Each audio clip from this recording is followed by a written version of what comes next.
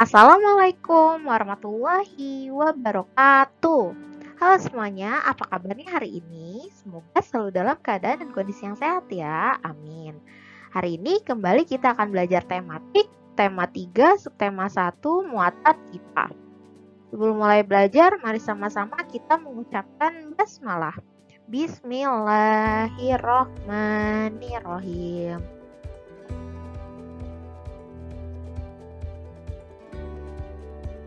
Yang akan kita bahas hari ini, yang pertama adalah kerusakan lingkungan. Manusia berinteraksi dengan sesamanya dan juga dengan lingkungan. Kerusakan lingkungan merupakan salah satu bentuk interaksi manusia dengan lingkungan yang tidak seimbang.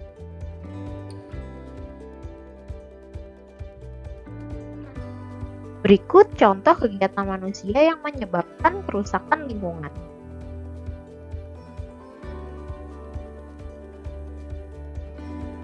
Yang pertama ada membakar hutan. Kebakaran hutan mengakibatkan hilangnya habitat dan sumber makanan bagi satwa. Yang kedua ada menggunakan bom dan pukat harimau untuk menangkap ikan di laut. Menangkap ikan menggunakan bom dan pukat harimau mengakibatkan rusaknya terumbu karang dan kematian hewan laut lainnya.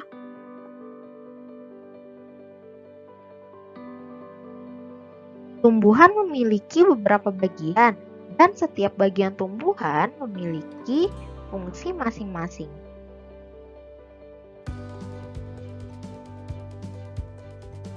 Nah, materi yang selanjutnya akan kita bahas adalah bagian-bagian tumbuhan dan fungsinya.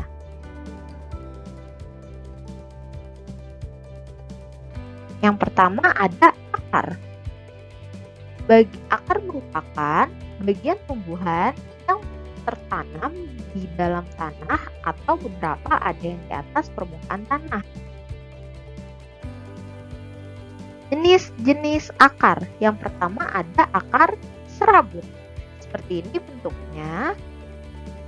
Akar serabut dimiliki oleh tumbuhan biji berkeping satu.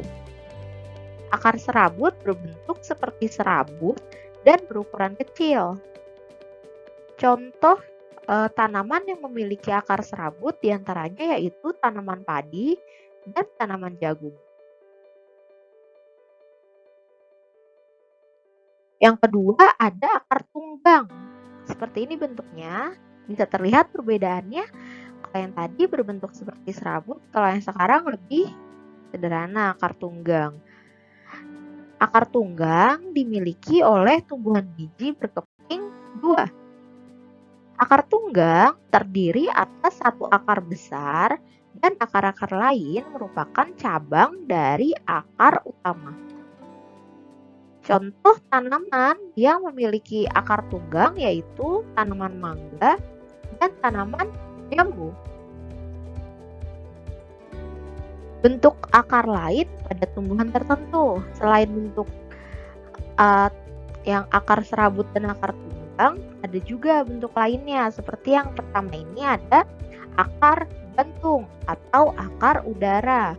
Berfungsi untuk mengambil uap air dari udara. Jadi akarnya tidak ada di dalam tanah, dia menggantung di atas. Contohnya tanaman yang memiliki akar gantung adalah pohon beringin.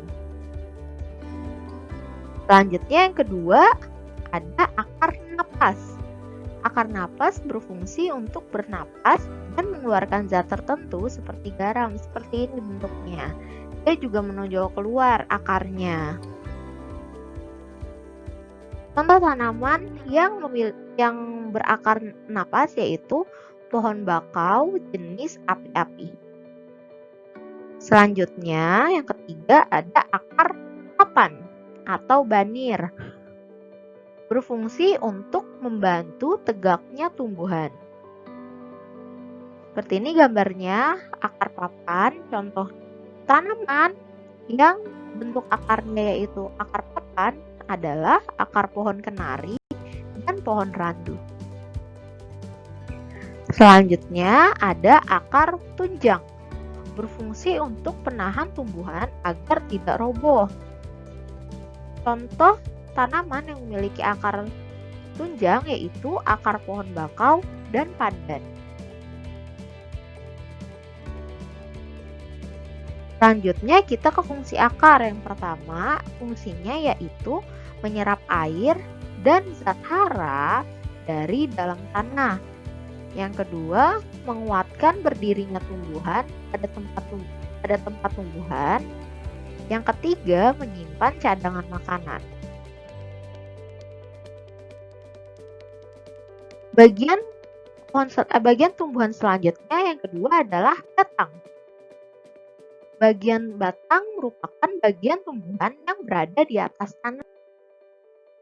Sekarang kita ke jenis-jenis batang. Yang pertama ada batang berkayu. Seperti ini gambarnya batang berkayu. Batang berkayu memiliki zat kayu dan kandungan air yang lebih sedikit. Contoh tanaman yang jenis batangnya adalah batang berkayu yaitu pohon jati, pohon mangga, dan pohon beringin. Selanjutnya jenis batang yang kedua ada batang basah dan berongga. Batang basah dan berongga bertekstur lunak karena mengandung lebih banyak air dan udara. Contoh tanaman yang memiliki jenis batang basah dan berongga yaitu bayam, pohon kacang, jagung, dan bambu.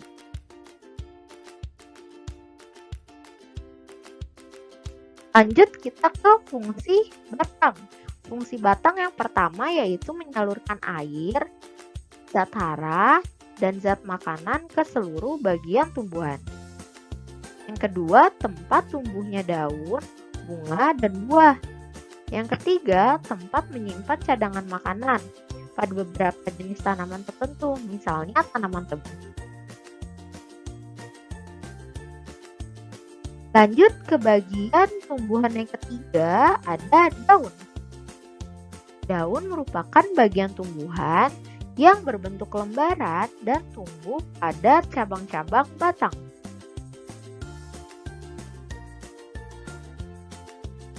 Daun dibedakan berdasarkan tulang daunnya. Yang pertama ada tulang daun menyirip, seperti itu gambarnya, contohnya. Lalu tulang daun melengkung, contohnya juga terlihat di situ. Yang ketiga tulang daun menjari, yang keempat tulang daun sejajar. Jadi ini perbedaan jenis daun. Dibedakan berdasarkan tulang daunnya. Bisa terlihat perbedaannya? Nah ya, next.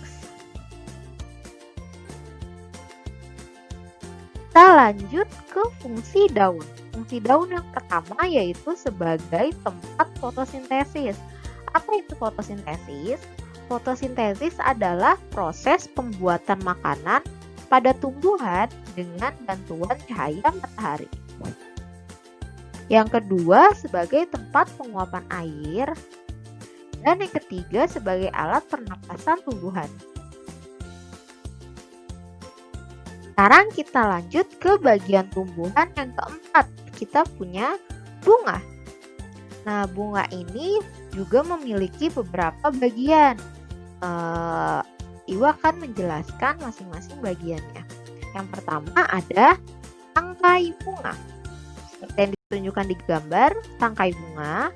Tangkai bunga menahan bunga agar tidak mudah terbawa angin, itu fungsinya. Selanjutnya ada kelopak bunga.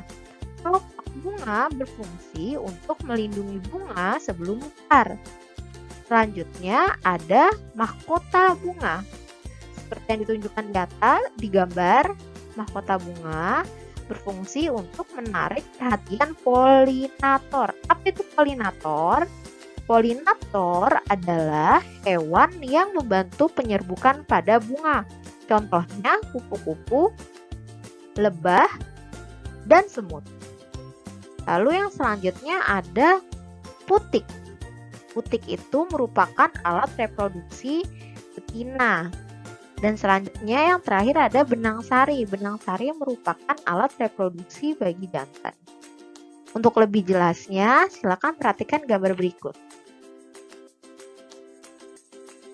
Masih bagian bunga ya, kita ingin menunjukkan bagian-bagian bunganya. Ini tampak jika sudah terbelah. Kita punya dasar bunga, bakal biji dia ada di dalam, lalu ada daun pelindung, ada bakal buah, tangkai putik, kepala putik, nah itu kepala sari, benang sari, dan mahkota. Ini gambar yang lebih jelasnya.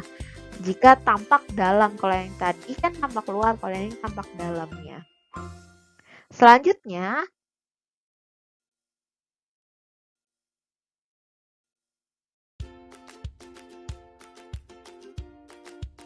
kita lanjut ke bagian tubuh dari bagian tumbuhan yang kelima, yaitu buah dan biji. Untuk bagian-bagian buah dan biji, silakan perhatikan gambar berikut. Yang pertama ada kulit buah. Kulit buah itu berarti dia yang ada di permukaan buah.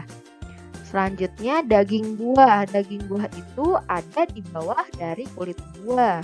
Yang ketiga ada biji. Biji itu terletak di dalam buah. Buah merupakan bagian tumbuhan hasil dari perkembangan bunga. Putik yang telah diserbuki oleh serbuk sari akan berubah menjadi biji.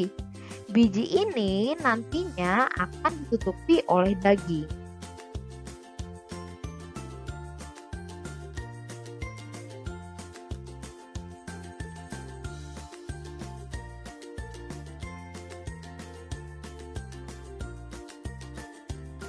Oke, sekian pembelajaran kita pada hari ini. Jika ada yang ingin ditanyakan, silahkan ditanyakan melalui Japri. Kurang lebihnya mohon dimaafkan. Sebelum mari sama-sama kita tutup dengan mengucapkan hamdalah. Alhamdulillahirabbil alamin. Wassalamualaikum warahmatullahi wabarakatuh.